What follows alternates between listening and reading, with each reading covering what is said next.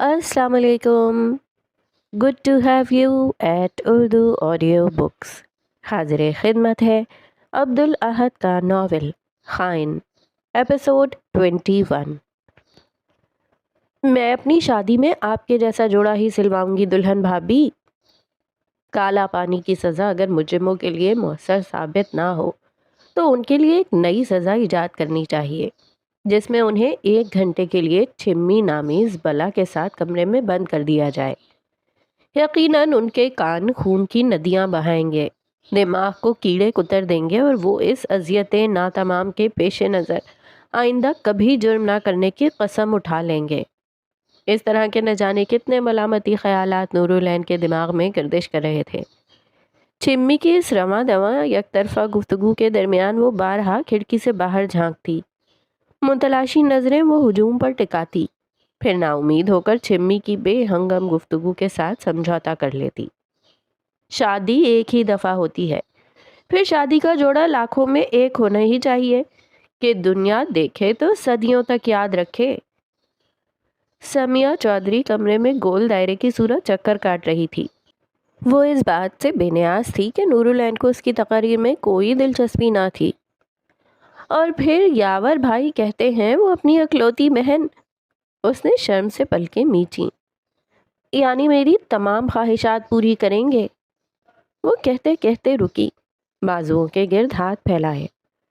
वो नूरुलैन के सामने पहुंची और कान से बाली उतारकर फखरिया से अंदाज में उसकी नुमाइश करने लगी। ये देखिए, ये बाली भी मुझे खास यावर भाई ने दिलवाई थी। फिर नूरुलैन के बराबर में कूदने के अंदाज में बैठी। लहंगे का वजन इस कदर भारी था कि वो छिम्मी के इस अचानक हमले पर पेशगी बचाव तक ना कर सकी। आप पहनना चाहेंगी? नूरुलैन ने छिम्मी को सख्त गिर घूरी से नवाजा। नहीं, हम ठीक हैं। उफ़ो, छिम्मी मसनूई खफगी से बोली। इतनी संजीदगी, वो भी अपनी शादी के दिन।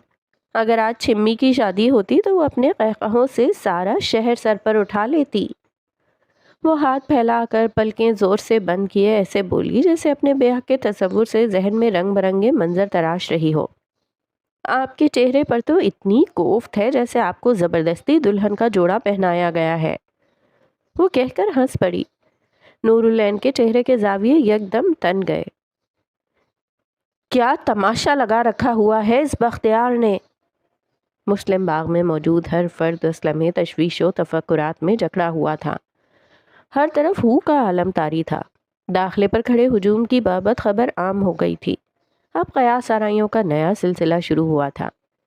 इस सारे से मुसद्दिक चौधरी बज़ाहिर बितके हुए थे। यावर चौधरी जो उनके बराबर में बैठा था, के लिए अंदाज़ा लगाना मुश्किल ना था कि वो अंदर ही अंदर इन हालात से लुत्फ उठा रहे थे। ये भी कोई तरीक़ा हुआ? न जाने कौन सा कांड कर दिया है इस बख्तियार ने जो इतने लोग आ पहुँचे और अब खुद मोहतरम चूहे की तरह बिल में घुस गए हैं और बरामदगी के कोई आसार तक नजर नहीं आ रहे। वो गिरदो नवा में मंडलाते बुजुर्ग मेहमानों से वक्तन फवक्तन इजहार किस्म साहट कर रहे थे।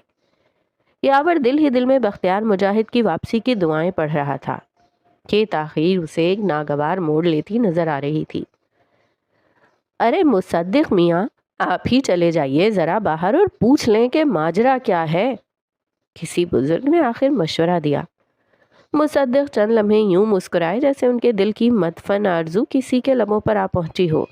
फिर मुस्कुराहट का कत्ल किए चेहरे पर अजली कोफ तोड़ लिया। हमसे ये सब ना होगा, जिसका गंध है वो ही साफ करे। उन्होंने लब सिकोड़ कर कहा और गर्दन दूसरी जानिब में फेर ली। बख्तियार से तो अब आपकी रिश्तेदारी बन गई है। उसकी गैर हाजिरी में ज़रूरी मामलात आप ही तो संभालेंगे। मुसद्दिक ने फिर कुछ सोचकर निगाहें बुजुर्ग की तरफ मुर्तकिस की। आंखों में ऐसा तासुर था जैसे वो इन मशवरों के मुताल्लिक गौर व फिक्र कर रहे हों। क्या पता हमारे बात करने से बख्तियार का मसला भी हल हो जाए, इमाम साहब ने पेशकश की। अगर आप सब इतना इसरार कर रहे हैं तो। वो अपनी नशिस्त से उठ खड़े हुए। मैं बात करने के लिए तैयार हूँ, मगर आप सबको मेरे साथ आना होगा। मुसद्दिक ने गिरदो नवा में नजरें घुमाई। कई गर्दनें इस बात में हिली। उभरती हुई पेशरफ्त, یاور چودھری کو بھلی معلوم نہ ہوئی۔ وہ اٹھ کھڑا ہوا۔ میرے خیال میں ہمیں بختیار چچا کی واپسی کا انتظار کرنا چاہیے، ہم خواہ مخواہ معاملات اور نہ بگاڑ دیں۔ یاور کی فکریں اول مصدق کے تیور تھے، جن میں کچھ بناوٹی سا معلوم ہوتا تھا۔ یہ کہتے سمے اس کا دل تیزی سے دھڑک رہا تھا۔ تم فکر نہ کرو، ہم بڑے ابھی بات کر کے آتے ہیں، کسی بزرگ نے اسے ٹوکا۔ مگر یاور بولنے کے لیے آگے بڑھا کہ مصدق نے ہاتھ کے اشارے سے اسے چپ کروا دیا۔ تمہارا قد ہم سے بڑا ضرور ہے برخوردار، وہ گردن کو جنبش دیے سخت گیر لہجے میں بولے، لیکن اس کا یہ مطلب نہیں کہ تم ہمیں مشورے دو گے اور بتاؤ گے کہ کیا صحیح ہے کیا غلط۔ انہوں نے انگلی بلند کی، اسے تڑی لگائی۔ چچا ایک دفعہ میری بات، یاور نے پست آواز کیے سمجھانا چاہا۔ بس، مصدق نے تمام کوششوں پر پانی پھیرا۔ تمہیں یہاں رہنا ہے، تم شوق سے رہ لو، ہم سب اپنے محلے والوں سے خود بات کر لیں گے، وہ حتمی انداز میں کہتے ہوئے چبوترا اترنے لگے۔ مسلم باغ کے اندرون سے مصدق چودھری کی سربراہی میں ایک نیا ہجوم نکلا۔ یاور چودھری کا دل طرح طرح کے خدشات کا گھر بن چکا تھا۔ کیا واقعتاً مصدق چودھری بول کی پاسداری کریں گے یا پرانے بغض کی بھینٹ چڑھ کر نئی سازش ترتیب دینے والے تھے؟ آپ نے اپنی شادی کے متعلق خواب نہیں بنے دلہن بھابی؟ چھمی گزشتہ موضوع پر ہی اٹکی ہوئی تھی۔ اس کمرے میں روشنی کی قلت نہ تھی، تو کیا وہ لڑکی نورالعین کے تاثرات پڑھ نہ سکتی تھی؟ نورالعین نے دل ہی دل میں سوچا۔ تھے مگر اب نہیں رہے۔ نورالعین مجاہد کے لبوں سے بڑبڑاہٹ نما آواز نکلی۔ کیا کہا؟ چھمی نے کان اس کی طرف کیے پوچھا۔ نورالعین یکدم گردن جھٹکتے ہوئے اٹھ بیٹھی۔ آپ ہی بتائیے، آپ نے کیا خواب دیکھے ہیں؟ جواب دینے سے بہتر اسے اس کی چپڑ چپڑ برداشت کرنا لگا۔ چھمی یوں خوش ہوئی جیسے نورالعین نے اس کے دل کی بات پوچھ لی ہو۔ وہ تالیاں پیٹتے اٹھ کھڑی ہوئی۔ میں چاہتی ہوں کہ میرا دولہا بالکل بھائی کے جیسا خوب رو، دراز قد اور مردانہ وجاہت سے مالا مال ہو۔ پھر تو بہت اچھا ہوا کہ ہم آپ کی دلہن بھابی کے عہدے پر نافذ نہ ہوں گے، ورنہ چن کر آپ کے لیے سب سے بد شکل کھڑوس اور بڈھا بر تلاش کرتے۔ سوچ نے ہی اس کے چہرے پر کڑواہٹ پھیلا دی۔ مجھے کسی بلند و بالا محل کی حاجت نہیں، مگر وہ میری چھوٹی موٹی خواہشات ویسے ہی پوری کرے جیسے بھائی کرتے ہیں۔ وہ پلکیں جھپکائی یوں کہہ رہی تھی جیسے جاگتی آنکھوں سے خواب دیکھ رہی ہو۔ ہم اس بات کو یقینی بناتے کہ وہ پیدائشی کنگال ہو۔ نورالعین کے لبوں پر نفرت انگیز مسکراہٹ تیر گئی۔ میری ڈولی دھوم دھڑکے سے اٹھتی اور سارا شہر میری شادی میں شرکت کرتا۔ میں بھائی سے کہہ کر خاص مصور کو بلواتی جو ہم دونوں کی زندگی کی رنگوں بھری شروعات کو تا عمر لوح مصوری میں قید کر لے۔ نہ جانے خدا کو آپ کتنی پیاری ہوں گی جو اس نے آپ کو ہمارے قہر سے بچا لیا۔ آخر میں چھمی کو گھورتے ہوئے دراز سا مسکرائی۔ چھمی آنکھیں بند کیے ہنوز خیالات کے جہان میں کھوئی ہوئی تھی۔ اس کی خاموشی سے مستفید ہوتے ہوئے نورالعین نے کھڑکی سے باہر جھانکا۔ جو منظر اس کی آنکھوں کے سامنے رونما ہو رہا تھا اس نے دل میں ہلچل مچا دی۔ اس کے پیر مچلنے لگے اور ہاتھ جوش سے ٹھنڈے ہوئے۔ باغ کے داخلے پر رش بڑھتا جا رہا تھا۔ اس کے لب فتح کن مسکراہٹ سے مزین ہوئے۔ نگاہ اپنی جوتی کی طرف مبذول کی اور پھر چھمی پر جو ہنوز خوابوں کے جہاں میں کھوئی ہوئی تھی۔ انتظار کی گھڑیاں تمام ہوئیں۔ مہم تلاش منزل سے ہمکنار ہوئی۔ منزل مقصود کی قربت بڑھتی جا رہی تھی، حتیٰ کہ وہ اسے قریب سے دیکھ سکتی تھی۔ باغ کے داخلے کا منظر یکسر تبدیل ہو چکا تھا۔ آنکھیں جو بختیار مجاہد کے دیدار کو ترس رہی تھی ایک نئے ہجوم کی آمد پر ٹھٹک کر رہ گئیں۔ قیاس آرائی کا سلسلہ شروع ہوا۔ کسی ذہن نے اس نو آمد کو بختیار کی چال سمجھا تو کسی نے اسے جنگ کی للکار، کسی نے اسے بختیار کی بزدلی کے متوازی قرار دیا۔ اکبر کے چہرے پر سراسیمگی کی پرچھائی تھی۔ آپ سب یہاں؟ وہ کھسیانے ہو کر بولے۔ چور نگاہ ہجوم پر ڈالی۔ بختیار تو تھوڑی دیر میں واپسی کا کہہ کر نہ جانے کون سے غار میں پناہ گزین ہوا ہے۔ ہم سب نے طے کیا ہم ہی آ کر محلے والوں سے بات کر لیں۔ مصدق نے سینہ تان کر کہا اور ہجوم کی طرف متوجہ ہوئے۔ مگر اس سب کی کوئی ضرورت نہیں تھی۔ اکبر کی بتی گل ہو گئی۔ بات پھیل جانے کا خوف لاحق ہوا۔ بھائی جان بس آتے ہی ہوں گے، تسلی بخش انداز اختیار کیا۔ کم از کم ہم سب کو اندھیرے میں تو نہ رکھو اکبر میاں۔ مصدق نے پلکیں چھوٹی کیے کہا۔ کیوں آئے ہیں یہ سب؟ ایسی کون سی آفت ٹوٹ پڑی آخر؟ وہ سب بھائی جان آ کر بتا۔ این اسی وقت مقابل ہجوم سے کوئی مخلق گفتگو ہوا۔ ہم خود ہی بتاتے ہیں۔ اکبر نے سر پر ہاتھ جمایا اور دہشت سے اس درمیانی عمر کے شخص کو دیکھا جو کہہ رہا تھا، بختیار کی چھوٹی بیٹی نے گرو بازار کی ویشیاؤں کو محلے میں کہیں چھپایا ہوا ہے۔ یاور چودھری ہجوم کو چیرتا ہوا پیش منظر میں پہنچا۔ ان لوگوں کے چہرے اس پر یہ حقیقت آشکار کر گئے تھے کہ معاملہ اس کی عقل و فہم سے کئی گنا زیادہ سنگین تھا۔ ہم اپنے محلے میں گند برداشت نہیں کر سکتے۔ مصدق چودھری کی پشت پر کھڑے تمام مرد شوق زدہ ہوئے۔ کئی ہاتھ لبوں کو پہنچے، کئی آنکھیں حیرت سے پھیلیں۔ بعض نے اپنا سر ہی پیٹ ڈالا۔ یہ تم کیا کہتے ہو؟ ایک بزرگ داڑھی کھجاتے ہوئے بولے۔ اکبر کونے میں کھڑے لاچارگی سے سب دیکھ رہے تھے، یہ جانتے ہوئے کہ وہ اس نئی مصیبت کو روکنے میں ہرگز کارآمد ثابت نہیں ہو سکیں گے۔ مانا کہ بختیار ہمیشہ سے منافق معلوم ہوا ہے، مگر وہ اس حد تک گر جائے گا، مجھے علم نہ تھا۔ مصدق نے کانوں کو باری باری چھوتے ہوئے استفسار کیا۔ یہ تو بڑا گھمبیر معاملہ ہے، ہمیں بختیار سے سوال تو کرنا ہی ہوگا۔ کے بعد دیگرے کئی آوازیں بلند ہوئیں۔ ہم بھی صرف اسی خاطر یہاں کھڑے ہیں، یہ معاملہ محلے کا ہے، ورنہ ہمیں کسی کے ذاتی گند سے کیا مسئلہ۔ دونوں سمت ایک باہمی رضامندی قائم ہوئی، سو تناؤ یکدم چھٹ گیا۔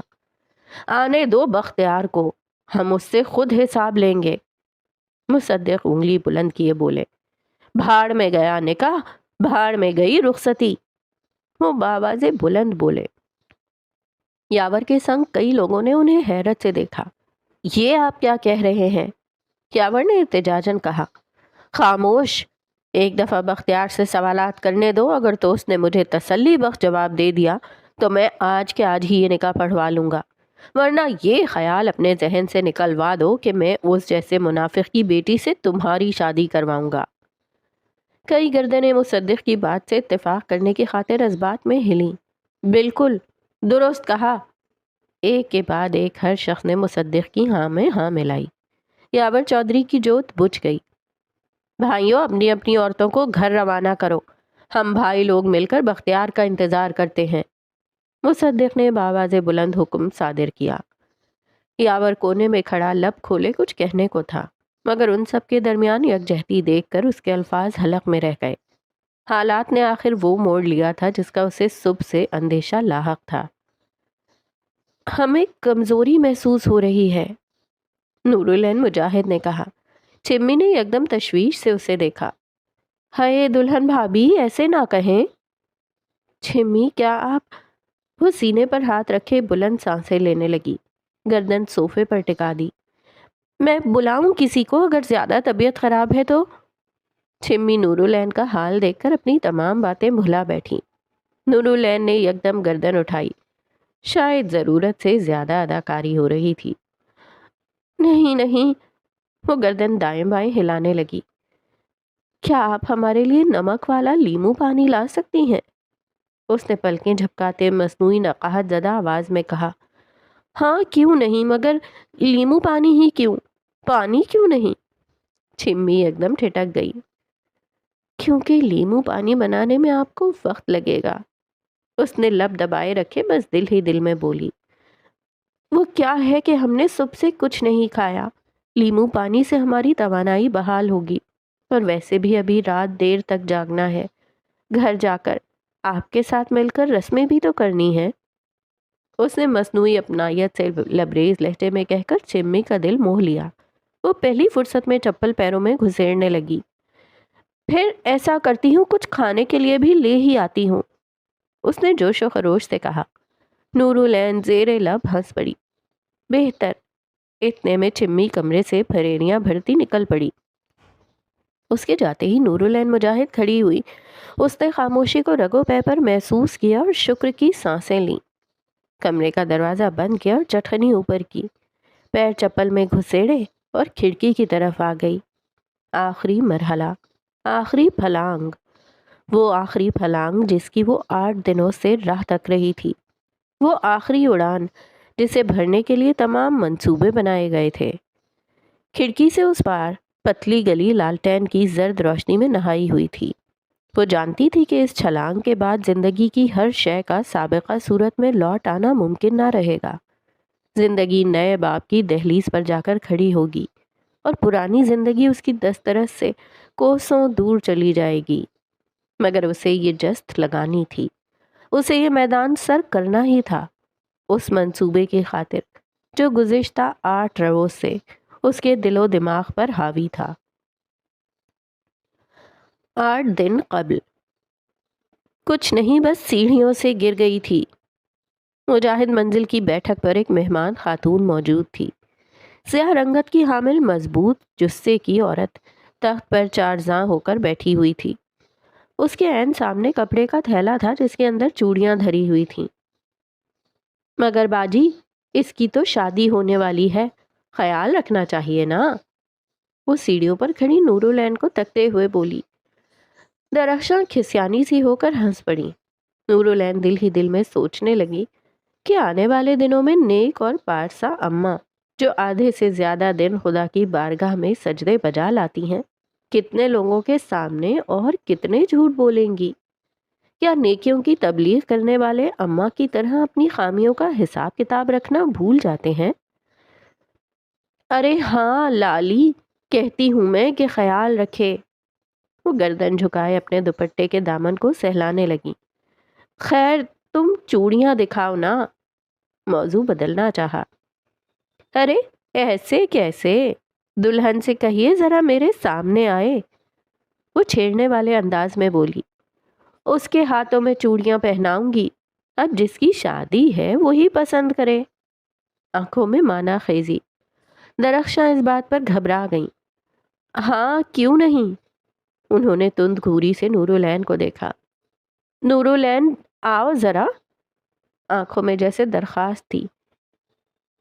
نورالعین کے چہرے پر تناؤ سا حائل تھا۔ وہ گہری سانس خارج کیے لالی کے عین سامنے بیٹھی۔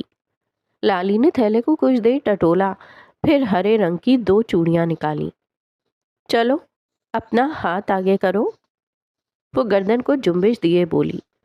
نورالعین نے بیزاری سے اپنا ہاتھ آگے بڑھایا، گردن کا رخ دوسری دشا میں پھیر لیا۔ یک بارگی اسے ہتھیلی پر دباؤ محسوس ہوا۔ وہ کوفت زدہ ہوتے ہوئے لالی کی طرف مڑی۔ اس عورت کی آنکھوں میں نہایت سنجیدگی تھی۔ نورالعین کو اشارہ مل چکا تھا کہ وہ عورت صرف چوڑیاں بیچنے کی نیت سے نہ آئی تھی۔ لالی نورالعین سے نظریں ملائے اسے ایک ایک چوڑی سست روی سے پہنا رہی تھی۔ لگ تو بہت چنگی رہی ہیں، درخشاں نے تبصرہ کیا۔ لالی نے اپنا دایاں ہاتھ نورالعین کی ہتھیلی پر رکھا۔ یکدم نورالعین کو احساس ہوا جیسے کاغذ کا ٹکڑا اس کی ہتھیلی میں دھرا گیا ہو۔ اس کی آنکھیں پھیلیں۔ لالی نے مسکراہٹ دباتے سر کو ذرا سا خم دیا، پھر اس کی ہتھیلی کی مٹھی بنائی۔ زبردست، درخشاں بول اٹھیں، مجھے یہ بہت اچھی لگی ہیں۔ لالی نے سر کو خم دے کر نورالعین سے نظریں پھیر لیں۔ ارے بھابی، لالی گردن موڑ کر بولی، ذرا دلہن کو بتانے دیں کہ اسے کیسی لگی ہیں۔ نورالعین کو اپنا آپ کٹہرے میں مدعو کیے گئے گواہ جیسا معلوم ہوا۔ اس نے سراسیمگی سے لالی کو گھورا۔ لفظ لمحے کی پیچیدگی کے باعث زبان پر پہنچ ہی نہ رہے تھے۔ میرے خیال سے یہ چوڑیاں دلہن کی رنگت سے میل نہیں کھا رہی۔ لالی نے نورالعین کی کشمکش بھانپ کر باری باری چوڑیاں اتار دیں۔ کیوں دلہن؟ اس نے نوری کو آنکھ سے اشارہ کیا۔ نورالعین مجاہد نے چونک کر گردن اوپر نیچے ہلائی۔ کیا تمہارے پاس پرانی چوڑیاں ہوں گی دلہن، جن کے جیسی چوڑیاں تم خریدنا چاہو؟ اس نے ہر لفظ پر غیر معمولی زور دیا۔ نورالعین اس عورت کا اشارہ ترنت سمجھ گئی۔ ارے مجھے تو بالکل ٹھیک لگیں وہ چوڑیاں، درخشاں نے گفتگو میں حصہ لیا۔ نہ باجی نہ، دلہن شاید شرما رہی ہے، اس کے چہرے سے لگ رہا ہے۔ उसे बिल्कुल पसंद ना आई। वो शायद अलग तरह की चूड़ियां खरीदना चाहती है। उसने वापसी निगाह नूरुलैन पर मबजूल की। अब शादी ब्याह में ही तो लड़कियों को नाज नखरे उठाने का मौका मिलता है, सो उठाने दीजिए ना। इससे पहले अम्मा टोक कर कमरे में जाने का इम्कान जाया कर देती, वो उठ खड़ी हुई। अम्मा जान, हम अभी कुछ जेवरात लेकर आए, हमें बिल्कुल उसी तरह के कंगन और चूड़ियां बनवानी हैं, उसने फैसला कुन लहजे में कहा। नूरुलैन की अचानक दिलचस्पी को देखकर उनके दिल में शुबहात जरूर उभरे थे, मगर उस वक्त सब कुछ नजरअंदाज किए उन्होंने गर्दन हिलाए उसे इजाजत दी। नूरुलैन बेकाबू दिल को थामे अपने कमरे तक दौड़ी। दरवाजा ठप से बंद किया। सिंगार में इसके ऐन सामने खड़े होकर उसने कागज परत दर परत खोला। मैं जानती हूँ तुम नसीब से हार मानने वालों में से नहीं हो। मैं जानती हूँ तुम उड़ान के मौके तलाश कर रही हो। मैं तुमसे एक मुलाकात की तलबगार हूँ। मुलाकात कैसे और कब, असबाब तुम बनाओगी। वैसे भी इंसान सरकशी पर उतर आए तो उसके लिए पाबंदियों को रौंदना कोई मुश्किल काम नहीं। तुम्हारी जवाब की मुंतजिर, शीतल। पैगाम पढ़कर उसने अपना चेहरा उठाया। आईने में मुनक्किस होते अक्स की रंगत यकसर बदल गई थी। कई दिन से जर्द पड़ती रंगत में निखार आया। सदियों बाद लबों को मुस्कुराना नसीब हुआ। उसने सिंगार में इसकी दराज खोली और कागज कलम बरामद किया। कागज पर कलम चलाया। अनकरीब वो स्याही से भर गया। कागज को मुट्ठी में सख्ती से दबोच लिया। अपने अक्स को देखते हुए वो जेरे लब हंस पड़ी। चेहरे के जख्म, बाजुओं के नील अब तक मुंदमिल न पड़े थे। घुटनों में अब तक तकलीफ की लहरें उभरती थीं। उसने वादा किया कि वो हर हर निशान, एक एक दर्द और तमाम तकलीफ का हिसाब खुद लेगी। कई दिनों से बुझी बुझाई लाश की तरह उस घर में दनदनाती हुई नूरुलैन सूरजमुखी के फूल की मानिंद खिलखिला उठी थी। जुमेरात की दोपहर आन पहुंची थी। सुबह से वह आलम अस्तराब में थी। अपनी बगावत की तहरीक में पहला कदम बढ़ा तो चुकी थी, मगर जानती न थी कि तमाम वाक़यात ठीक वैसे ही तरतीब हो पाएंगे जैसे उसने दिमाग में बुने थे। अब्बा काम के लिए रवाना हो चुके थे। अम्मा जान चमन गुलाब में थीं। दादी जान के आराम का वक्त था और वो शाम से पहले कमरे से बाहर निकलने वाली न थी। बची तो सिर्फ यास्मीन। उसने नजरें घुमाई, यास्मीन का जायजा लिया जो उसके बाजू में खड़ी सालन में चम्मच चला रही थी। नजरें छोटी किए वो कुछ देर किसी सोच में गर्क रहने के बाद बोल उठी। यास्मीन। गर्म मसालों की महक सारे बावर्ची खाने में बिखरी हुई थी। ये एक खत है। हमारी एक दोस्त को शादी में शिराकत दारी का दावतनामा भेजना है, तुम दे आओगी। यास्मीन ने आंखें छोटी किए उसे घूरा। आपकी ऐसी कौन सी दोस्त है जिसे दावत देने के लिए डाक खाने जाने की जरूरत पेश आ रही है। नूरुलैन सरसरी अंदाज में हंस पड़ी। उसके आमियाना तर्जो तखातुब पर यास्मीन के शुभात आसमान को पहुंचे। इतने दिनों में ये पहली बार था जब नूरुलैन मुजाहिद उससे आप ही बात कर रही थी। इससे पहले तो वो उसे देखकर ही गर्दन का रुख फेर लेती थी। एक रात में नूरी में इतना बदलाव कैसे आ गया। वशमा को भूल गई हो जो शादी करके दिल्ली चली गई थी। यास्मीन ने चम्मच पतीली में छोड़ा और हाथ बांध कर नूरुलैन को सख्ती से घूरा। आप इस खुशफहमी में मुब्तला क्यों हैं कि वशमा दावतनामा कबूल कर लेगी। आखिरी इत्तलात के मुताबिक उसका 2 साल का बेटा है जिसे उसकी पूरी तवज्जो दरकार है। नूरुलैन के नथने चंद लम्हे फूले। दिल की गहराइयों में कड़वाहट ने जोर लिया, मगर उसने आंखों की बेनियाजी बरकरार रखी। वो यकीनन नहीं आ पाएगी, लेकिन कम से कम उसे इल्म तो हो जाएगा कि हमारी शादी होने वाली है। वो हमारी कितनी अच्छी दोस्त रह चुकी है यास्मीन। एकदम जलने की बू सारे में फैली। नूरुलैन ने यास्मीन को कंधे से धकेला और खुद पतीले के सामने खड़ी हुई। उफ़ो यास्मीन, जला दी ना प्याज। आँच हल्की करते हुए उसने लकड़ी का चम्मच देगची में चलाया। अगर अब्बा जान ने घर से निकलने पर पाबंदी ना लगाई होती तो खुद चले जाते। जब तक वापस आओगी हम रात का सालन तैयार कर लेंगे। अंदाज यकदम मसरूफ और सरसरी सा हुआ। वो यास्मीन को देखने तक से गुरेजा रही। यास्मीन के दिल में उठते शकूक को शुभात मुंदमिल पड़ने लगे। सालन। जब तक वो डाक खाने जाकर लौटती इतनी देर तो सालन तैयार होने में लग ही जाएगी। نورالعین کو گھر سے بھاگنے کا یا کسی سے ملنے کا موقع نہیں ملے گا۔ اوپر سے دادی جان بھی گھر میں موجود تھیں۔ باہر سے بچوں کے کھیلنے کا شور اٹھا تو اسے مزید تسلی ہوئی۔ اس پہر تو محلے کی تمام عورتیں یہاں وہاں کی باتیں کرنے گلیوں میں نکلی ہوتی ہیں۔ نورالعین ایسی صورتحال میں فرار اختیار کرنے کا سوچ بھی نہیں سکتی تھی۔ اچھا ہم چلتے ہیں، زیادہ دیر نہیں لگے گی ہمیں۔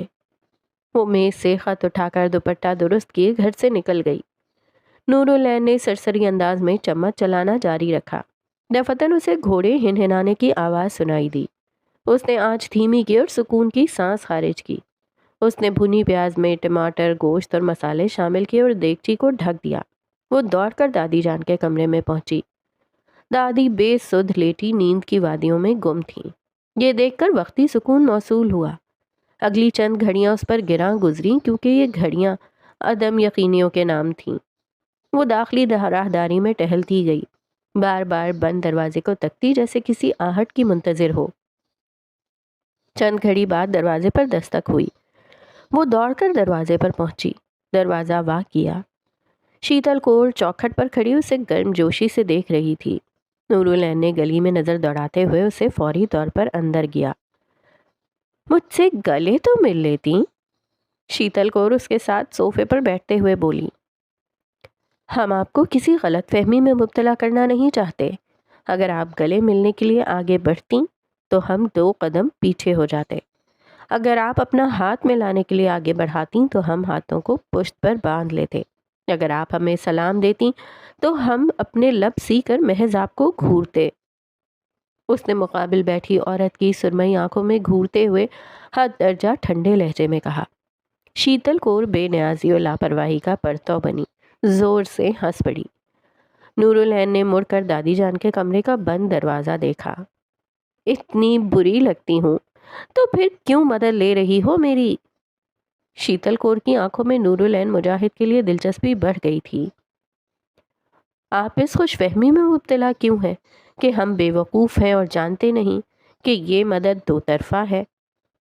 نورالعین نے 2 ٹوک لہجے میں کہا۔ شیتل نے بھویں اٹھا کر اشتیاق سے اسے دیکھا۔ آپ کو یہ شادی کروانی ہے تاکہ آپ دادی جان سے اپنا انتقام لے سکیں۔ ہمیں یہ شادی کرنی ہے تاکہ ہم اپنے گھر والوں کو سزا دے سکیں۔ ہمارے عزائم مشترکہ ہیں۔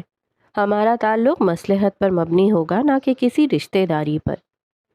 نورالعین نے تحقیر آمیز مسکراہٹ لبوں پر سجائی۔ شیتل کور کی آنکھوں میں متاثر کن تاثر ابھرا۔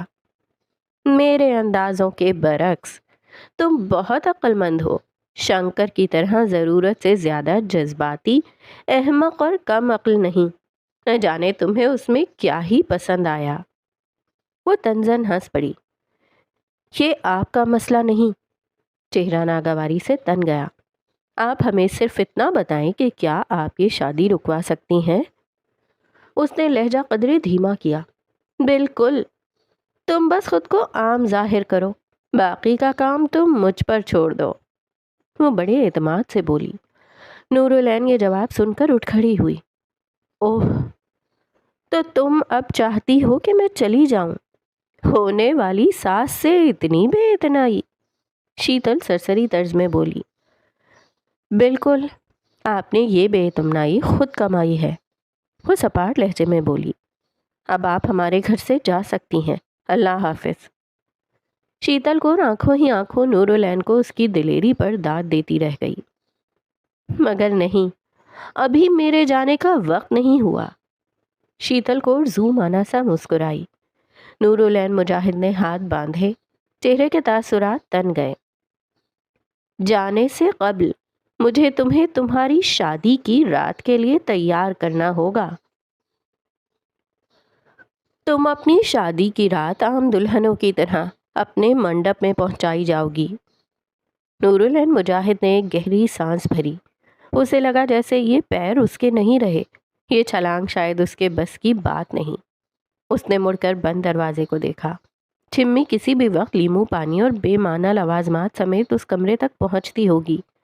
اگر اس نے بند دروازہ دیکھ لیا تو پورا گھر سر پر اٹھا لے گی اور وہ تحریک میں ناکامی سے ہمکنار ہوگی۔ اس نے پلکیں موند کر گہری سانس خارج کی اور ٹانگیں کھڑکی سے باہر نکالی۔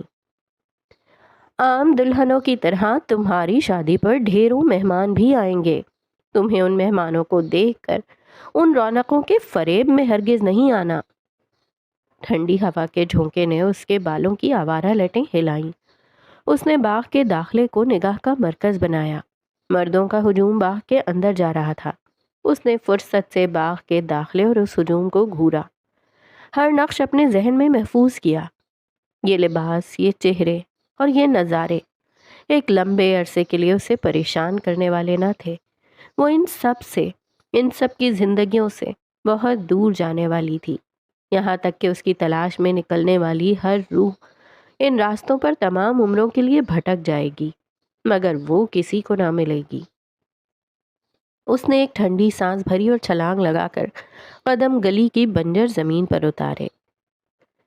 یہاں تک کہ تمہارا نکاح پڑھایا جانے والا ہوگا اور تم چند گھڑی کے لیے ہمارے منصوبوں پر شک بھی کرو گی، مگر نور العین تم جان لو یہ نکاح اس دنیا میں ممکن نہیں۔ کوئی اندیکھا دروازہ کھلا اور وہ بنا سوچے سمجھے اس دروازے کو پار کر گئی۔ دروازہ پیچھے سے بند ہوا۔ اس پر سینکڑوں قفل لگے جن کی کنجیاں وجود ہی نہ رکھتی تھیں۔ اس لمحے نور العین مجاہد کو آگہی ملی کہ وہ ہر شے ایک پھلانگ پر فراموش کر چکی ہے۔ اب اسے سفر نو پر نکلنا تھا، اپنی زندگی کو نئے سرے سے تعمیر کرنا تھا، اس محبت کا تعاقب کرنا تھا جس کے خلاف پوری دنیا کھڑی تھی۔ اب کوئی شے اسے روک نہیں سکتی تھی۔ اور پھر تمہیں اشارہ ملے گا کہ تمہاری مدد کے لیے میں نے افواج بھیج دی ہیں۔ وہ باری بھرکم لہنگا اس گلی میں گھسیٹتی ہوئے آگے بڑھ رہی تھی۔ چاند کی دودھیا کرنیں گلیاں منور کرنے میں از حد کامیاب ہوئیں۔ 21 سالہ زندگی آنکھوں کے سامنے ٹکڑوں ٹکڑوں میں بطور بے ربط مناظر رواں تھی۔ 21 سال کہنے کو تو صرف 2 دہائی، عام انسان کی زندگی کا نصف بھی نہیں ہوتے 21 سال، اور وہ اس مختصر عرصے کو جی کر ہی سنگین فیصلے لے چکی تھی۔ اخبارگی آنکھوں میں پانی جمع ہونے لگا۔ اس کا جی چاہا کہ بس ایک دفعہ مڑ کر دیکھ لے، آخری مرتبہ باغ کے منظر کا دیدار کر لے، شاید اسے بھولے سے ہی صحیح گزشتہ زندگی کے کسی کردار کا چہرہ نظر آ جائے۔ مگر اس نے خود پر مڑ کر دیکھنا حرام قرار کیا۔ مڑ کر دیکھنا اس اذیت کی توہین تھا جس سے وہ اس رات گزری تھی جب بختیار مجاہد نے اسے بند کمرے میں گھنٹوں پیٹا تھا۔ تکلیف، اندوہ اور ان جہنم زدہ لمحات کی قسم، نور العین مجاہد اب پیچھے نہ مڑے گی۔ اس کے بعد تمہیں منڈپ سے باحفاظت لے جایا جائے گا۔ تم جہاں بھی ہو تمہیں مسلم باغ پر کڑی نظر رکھنی ہے، کیونکہ اگلا اشارہ تمہیں باغ کے داخلے پر ملے گا۔ زندگی ایک سراب ہے، وہ کسی کی ہوتی ہی نہیں، مگر سب کو اپنے وش میں ہونے کے ڈھونگ میں ضرور رکھتی ہے۔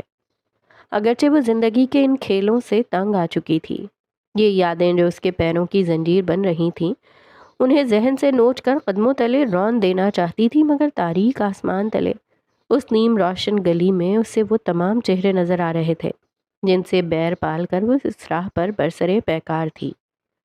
ان سب انسانوں نے اسے سینکڑوں غم دیے تھے، اسے اوندھے منہ کھائی میں جھونکا تھا، پھر کیوں کر وہ بار بار اس کی بصارت پر چھا رہے تھے، کیوں کر وہ ان کو جھٹلانے سے قاصر تھی۔ آنسو پوچھتے ہوئے اس نے گلی میں ایک موڑ لیا۔ باغ کے داخلے پر مردوں کا ایک ہجوم ہوگا، ایک بہت بڑا اور بھڑکا ہوا ہجوم۔ تم نے اس کی مسلسل تاک لگائے رکھنی ہے۔ اب تک یقیناً چھمی لیموں پانی اور لوازمات لیے دروازے پر پہنچ گئی ہوگی۔ بند دروازہ اور دوسری طرف سے زندگی کا کوئی آثار نہ ملنے پر یقیناً چھمی نے تمام عورتوں کو اطلاع کر دی ہوگی۔ اب کے دروازہ توڑنے کی کوششیں کی جا رہی ہوں گی۔ دروازہ ٹوٹتے ہی انہیں دلہن کا گھونگھٹ فرش پر بے سود پڑا ملے گا، مگر دلہن نہ ملے گی۔ اس لمحے نور العین کی نیک نامی پر سیاہ دھبا لگ جائے گا۔ ایک اور موڑ کاٹتے ہوئے اس نے ذہن میں سارا منظر تشکیل دیا۔ عزت کے وہ قلعے جو بطور ابا کے نور العین کے کندھوں پر تھے ڈھہ جانے والے تھے۔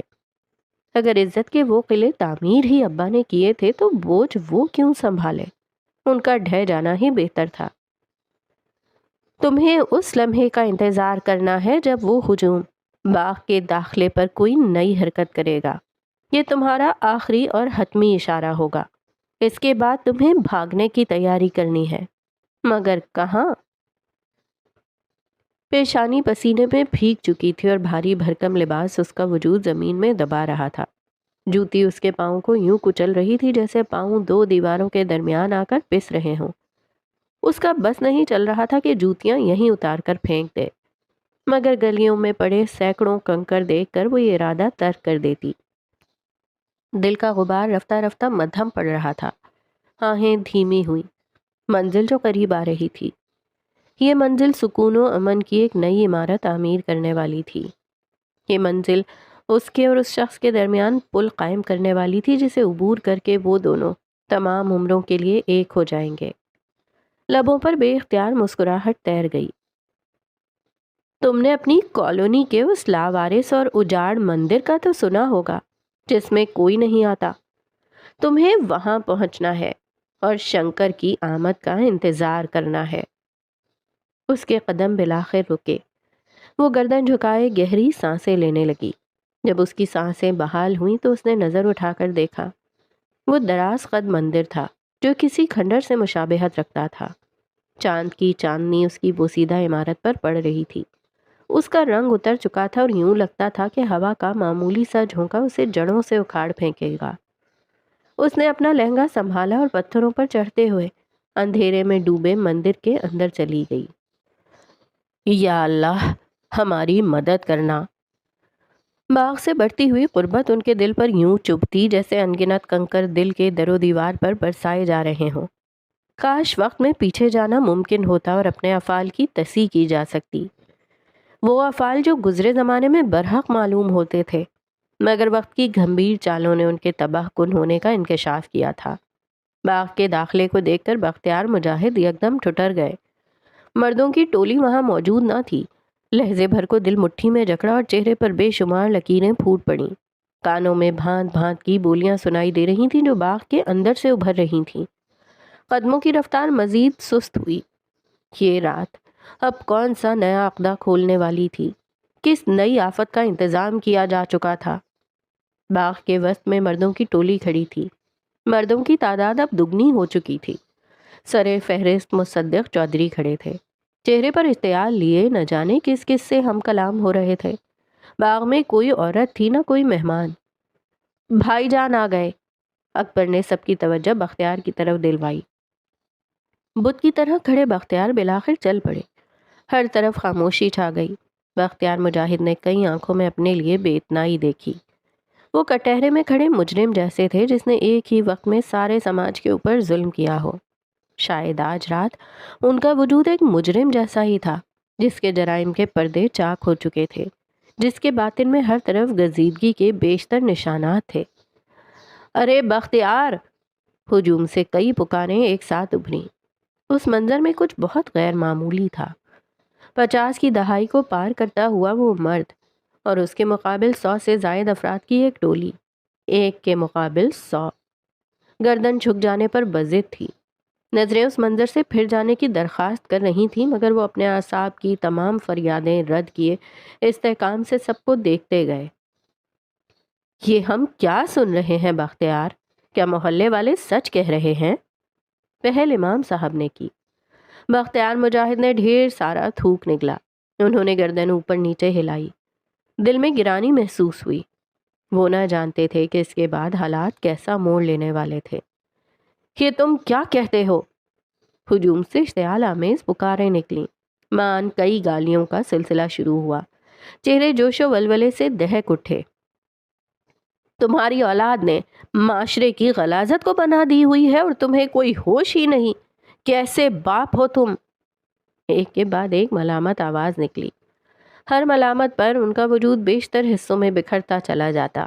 انہیں اپنے ماں کی کیفیت سمجھ آئی جب وہ یوں ہی شیتل کی خاطر سرے بازار ایرے غیروں کی باتیں برداشت کرتی ہوں گی۔ وہ خاموشی سے سب سنتے گئے۔ اگر 1 گھنٹے پہلے والا بختیار یہ تضحیک آمیز فقرے سنتا تو شاید اسی وقت آگ بگولا ہو کر اپنی اولاد کا خون کرنے نکل پڑتا، مگر وقت نے ہر شے بدل دی تھی، یہاں تک کہ وہ بھی بدل چکے تھے۔ ارے کچھ کہتے کیوں نہیں؟ تم نے یہ اچھا نہیں کیا۔ مسلم لیگ کا باعزت کارکن، صدقہ خیرات کی بنیاد پر جانے جانے والا وہ مرد اب صرف اپنے جرم کی بدولت جانا جاتا تھا۔ اس کی پہچان اور گزشتہ تمام نیکیاں معاشرے کے لیے صفر ہو چکی تھیں۔ ہم آپ سب کو سب کچھ سمجھانے کے لیے تیار ہیں۔ ہم آپ کو اس جگہ بھی لے کر جا سکتے ہیں جہاں وہ عورتیں موجود ہیں، مگر ایک دفعہ ہمیں سن لیں۔ پھر آخر وہ بول اٹھے، اب کیا سنیں؟ اب بھی کچھ سننے کو باقی ہے؟ میں تو کہتا ہوں اس جیسے انسان کو سرے بازار پھانسی کے پھندے پر لٹکا دینا چاہیے، منہ پر کالک مل کر گدھوں پر بٹھا کر سارے شہر میں گھمانا چاہیے۔ جواب طلب ہجوم نے خون کا مطالبہ پیش کیا۔ وہ سب بختیار مجاہد کی طرف پرواز کرنے لگے۔ بختیار کو لگا کہ یہ لوگ ان پر ٹوٹ پڑیں گے اور ایک لمحے میں چھیچڑوں کا ڈھیر بنا دیں گے۔ انہوں نے پلکیں موند لیں جیسے موت کو تسلیم کر چکے ہوں۔ ارے کیا کہتے ہو تم سب؟ بالآخر امام صاحب ہجوم کے سامنے آ پہنچے۔ ان کے رتبے کا پاس رکھتے ہوئے مردوں کی ٹولی اپنی جگہ تھم گئی۔ اپنے ہی بھائی کی جان لینے کی بات کیسے کر لیتے ہو؟ بولنے والا یاور تھا۔ کئی گردنیں اس کی بات پر اثبات میں ہلیں۔ کیا تم یہ گمان کرتے ہو کہ کسی کی جان لے کر تم لوگ جنت میں چلے جاؤ گے؟ ایک جان لینا پوری انسانیت کے قتل کے برابر ہے۔ تم سب کیسے ایک ہو کر پوری انسانیت کا قتل کر سکتے ہو؟ یاور نڈر ہو کر دہاڑا تھا۔ اس جیسے فحش پسند انسان کو زندہ رہنے کا کوئی حق نہیں۔ کسی نے جواب دیا، تمہیں یہ فیصلہ لینے کا اختیار نہیں۔ امام صاحب یاور کی ہاں میں ہاں ملاتے ہوئے بولے، بختیار ہم سے وضاحت کا وعدہ کر رہا ہے۔ ہم انسان ہیں، خدا نہیں۔ کون جہنم میں جائے گا اور کون جنت میں، اس کا فیصلہ ہم نہیں کر سکتے۔ اگر تم میں سے کوئی یہ دعویٰ کر سکتا ہے کہ وہ نعوذ باللہ خدا جتنا بڑا ہے تو بختیار کے حق میں فیصلہ کر لے۔ انہوں نے انگلی اٹھا کر ہجوم کو مخاطب کیا۔ یک بارگی جوش و ولولہ پھس پڑا۔ بہت شکریہ امام صاحب۔ بختیار مجاہد آپ دیدہ چہرے کے سنگ بولے، آپ سب ہمارے ساتھ چلیے، ہم ابھی اسی وقت آپ کو سارا سچ بتائیں گے۔ وہ کہہ کر باغ سے نکل گئے۔ ہجوم ان کے پیچھے روانہ ہوا۔ یاور چودھری چند ثانیے اپنی جگہ پر کھڑا رہ گیا۔ ہزار دل جل رہا تھا۔ اس نے مڑ کر منڈپ کو دیکھا۔ نورالعین کی نشست خالی تھی۔ اس کا دل بھی خالی ہو گیا۔ اس نے سر جھٹکا اور ہجوم کے تعاقب میں چل نکلا۔ اتنا تو وہ جان گیا تھا کہ یہ نشست اب خالی ہی رہ جانے والی تھی۔ بگھی برق رفتاری سے امرتسر کی ویران سڑکوں پر مسافت طے کر رہی تھی۔ دبک کر بیٹھی ہوئی مسافر بازوؤں کے گرد ہاتھ جمائے کھڑکی سے باہر کے نظارے جھانک رہی تھی۔ زیادہ تر گھروں کی بتیاں بجھا دی گئی تھیں۔ بیشتر باشندے خواب خرگوش کے مزے لوٹ رہے تھے۔ دوسری طرف وہ تھی، اس ہرن کی طرح دشت ویران میں تیزی سے دوڑ لگا رہی تھی جسے بھوکے شیروں کی خوراک بننے کا اندیا ہو۔ ناہموار سڑکوں پر بگھی اچھل پڑتی تو وہ چونک کر آس پاس دیکھتی۔ اس کا وضو چوکنا اور محتاط تھا۔ یا اللہ ہماری مدد کرنا۔ اس نے باہر کے مناظر کو تکتے ہوئے دل میں کہا، تم کمزور ہو یاسمین، تم کیا ہی کر لوگی؟ ہم نے ہر اس شخص سے یہی سنا ہے جس نے ہمارے اونچے خوابوں کو جانا، یہاں تک کہ دنیا کی آواز ہماری آواز بن گئی۔ ہم اس جھوٹ پر ایمان لے آئے کہ ہم کمزور ہیں اور کچھ عظیم کرنے کے اہل نہیں۔ اسے قدرت سے گلا ہوا۔ کیوں وہ اتنی بے حس تھی؟ یہاں زندگیاں الٹ پلٹ رہی تھیں، وہاں قدرت اپنی راس لیلا میں مگن تھی۔ ہوائیں مستی میں بہتیں، درخت اپنی زندگی کا چکر جاری رکھتے، چرند پرند اور دیگر حیوان بقا کی جدوجہد ہنوز جاری رکھے ہوئے تھے۔ ہم شاید ساری عمر اس فریب میں گزار دیتے، لیکن آپ کے فضل سے ہمیں یہ آگہی ملی کہ کوئی انسان کمزور یا مضبوط پیدا نہیں ہوتا۔ انسان خود کو اپنی سوچ سے مضبوط یا کمزور بناتا ہے۔ بھٹکی ہوئی یاسمین مجاہد کو راہ راست پر لانے والے رب، آج کی رات ہماری مدد کرنا۔ اس نے آنکھیں بند کی اور دل ہی دل میں آمین کہا۔ بگھی جھٹکا کھا کر رک گئی۔ منزل اس کی قدم بوسی کر رہی تھی۔ اس نے حلق سے ڈھیر سارا تھوک نکلا اور برابر میں پڑا لالٹین اٹھائے بگھی سے اتری۔ علاقہ قدرے ویران تھا۔ ہر طرف زیر تعمیر عمارتیں کھڑی تھیں۔ کوئی انسان نہ ہونے کے باوجود بھی یاسمین کو یوں لگ رہا تھا جیسے ہر وقت اس کی تاک لگائی جا رہی تھی۔ کچی پکی سڑکوں پر راستہ بناتے ہوئے وہ بارہا مڑ کر دیکھتی۔ ہم سے یہ سب واپس نہ لینا رب، ہم تیری محتاجی کو اپنی بادشاہت گردانتے ہیں۔ ہوا اس کی برفیلی نم پیشانی کو چھو رہی تھی۔ گرد و نواح میں کھڑے درخت دھیرے دھیرے لہراتے سرگوشیاں پیدا کر رہے تھے۔ آسمان پر چمکتا ہوا ماہ کامل اس کی راہ منور کر رہا تھا۔ چند دیر کی چہل قدمی نے اسے یوں تھکایا جیسے وہ سزائے قید میں دہائیوں سے بلا آرام چکی پیس رہی ہو۔ گلاب فاطمہ کا بنگلہ اس کی نظروں کے سامنے اجاگر تھا، مگر اس نے وہاں کچھ ایسا دیکھ لیا تھا کہ روح قبض ہو جانے کا گمان ہوا۔ گھر کا دروازہ کھلا ہوا تھا، اس کی آنکھیں پھٹیں۔ کھلی کھڑکیوں کے پار صرف اندھیرا تھا۔ یہ سب کیا ہو رہا تھا؟ اس کی سانسیں اکھڑیں اور ہاتھوں کی انگلیاں کپ کپائیں، لبوں کے اوپر ٹھنڈا پسینہ پھوٹا۔ قدم بڑھانا کٹھن تر ہوا۔ وہ بے بہا کٹھنائیوں کا سامنا کر کے اس دہانے پر پہنچی تھی، سب کچھ درست کرنے، خیانت کے بھنور کو تمام عمروں کے لیے تباہ کرنے، مگر سب اس کے صحیح کرنے سے قبل ہی برباد ہو کر رہ گیا تھا۔ پیر خود ساختہ طور پر ہل رہے تھے، نظریں اس کھلے دروازے کی اور جمی ہوئی تھیں، جسم سے رفتہ رفتہ جان نکل رہی تھی۔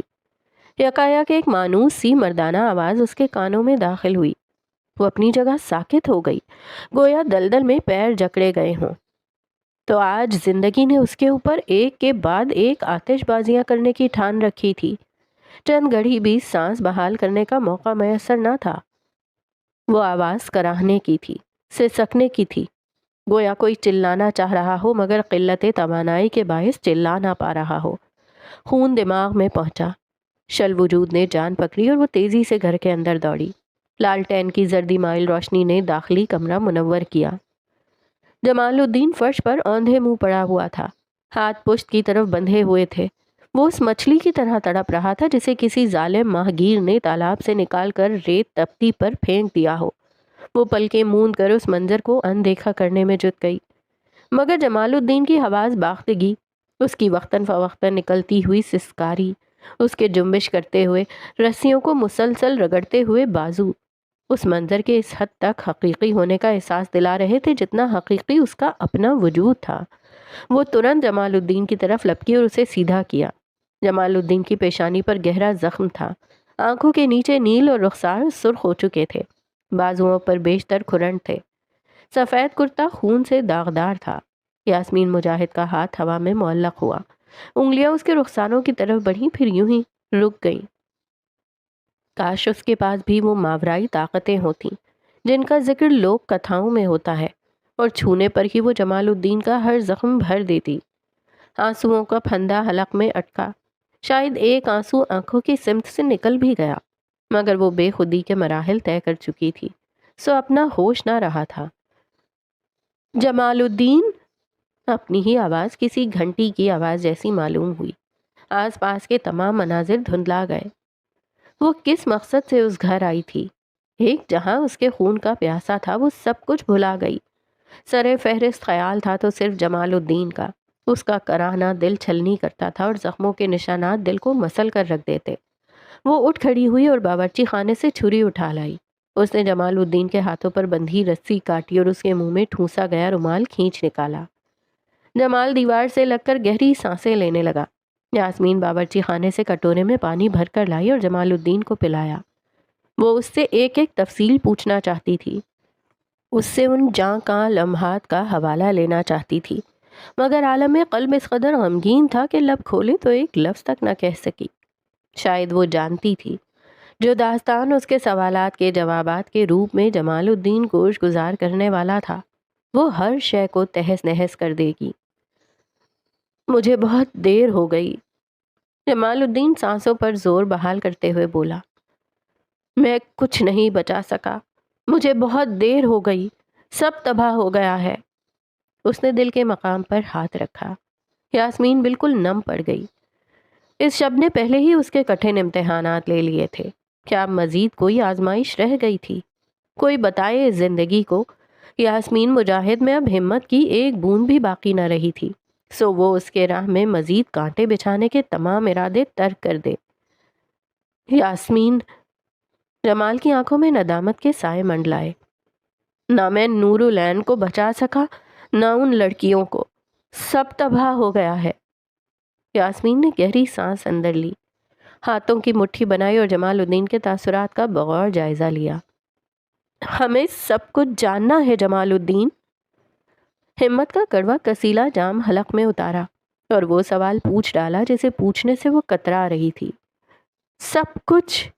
آپ یہاں کیسے پہنچے؟ لڑکیاں کہاں ہیں؟ سب کچھ؟ وہ حیران تھی کہ اس تناؤ بھری صورتحال میں اس کی آواز کا تحکم کس طرح برقرار تھا۔ وہ تو اندر سے بے طرح ٹوٹ رہی تھی، پھر یہ بول اس کے باطن کی عکاسی کیوں نہ کرتے تھے؟ میں آپ کو سب شروع سے بتاتا ہوں۔ اس نے گھر کی زردی مائل دیواروں کو تکتے ہوئے سب کچھ بتانا شروع کیا۔ تو آج کی ایپیسوڈ میں بس اتنا ہی، اور آج کی ایپیسوڈ بہت لوڈڈ تھی۔ کس طرح سے نوری گھر سے باہر نکلی ہے اور فرار ہو گئی ہے۔ آلدو شروع سے ہی مجھے یہ اندازہ تھا کہ نوری اس طرح کچھ کرے گی، لیکن اب جب کہ ایسا ہو گیا ہے تو بہت برا لگ رہا ہے، اور سمجھ نہیں آ رہا کہ نوری اتنی بے وقوف کیسے ہو سکتی ہے، اور اب آگے اس کی لائف میں کیا ہوگا یہ بہت بہت بہت مشکل ہے اس کو برداشت کرنا۔